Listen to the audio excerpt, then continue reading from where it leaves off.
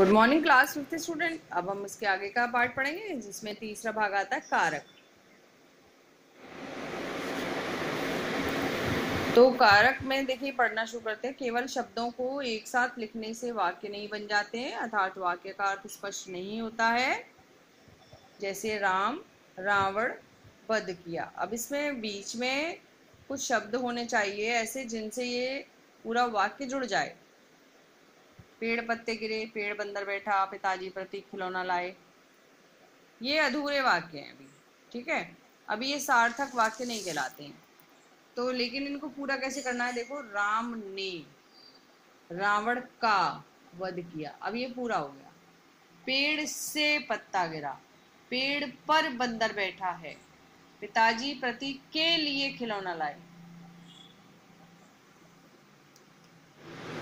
उपयुक्त वाक्यों में ने, का, से, पर के लिए शब्द चिन्हों के प्रयोग से वाक्य के अर्थ स्पष्ट हो रहे हैं।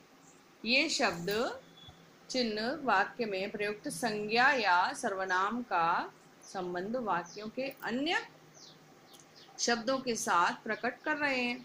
ये सभी शब्द चिन्ह कारक चिन्ह कहलाते हैं। चिन्ह है ने, का, से, पर के लिए, ये सब क्या है, कारक चिन्ह है।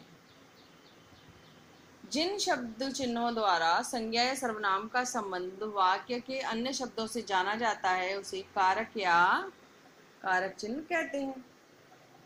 अब देखो, जैसे संज्ञा या सर्वनाम शब्द। संज्ञा शब्द राम, पेड़, पेड़, प्रतीक, ये जो भी आपने वाक्य पढ़े ना, ये है संज्ञा शब्द है। राम, पेड़, पेड़, प्रतीक, ये क्या है, संज्ञा शब्द है।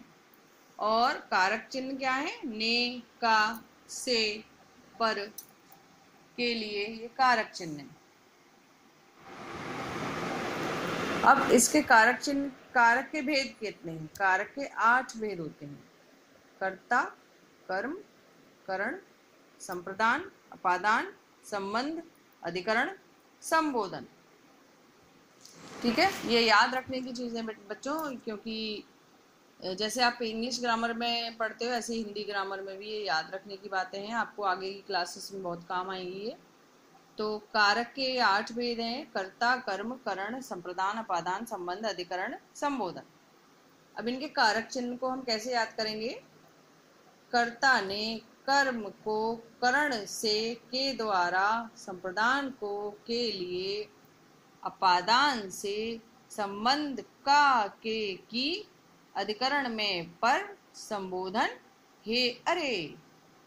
तो ये आप ऐसे पढ़ोगे ना तो आपको ये जल्दी से याद हो जाएगा।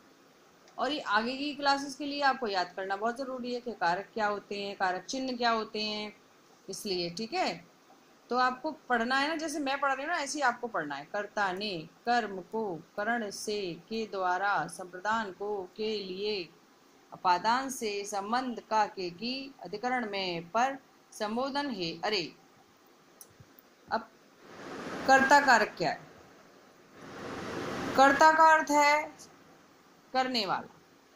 संज्ञा या सर्वनाम के जिस रूप से क्रिया के करने वाले का बोध होता है वह कर्ता कारक कहलाता है। जैसे राम ने, इसमें कर्ता क्या है, राम ने रावण का वध किया, उसने, ये कर्ता है, पत्र लिखा।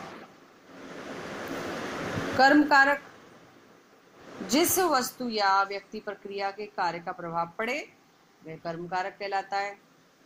जैसे गुरुजी ने राहुल को शाबाशी दी, पिताजी ने पुत्र को डांटा। आगे पढ़ेंगे अभी।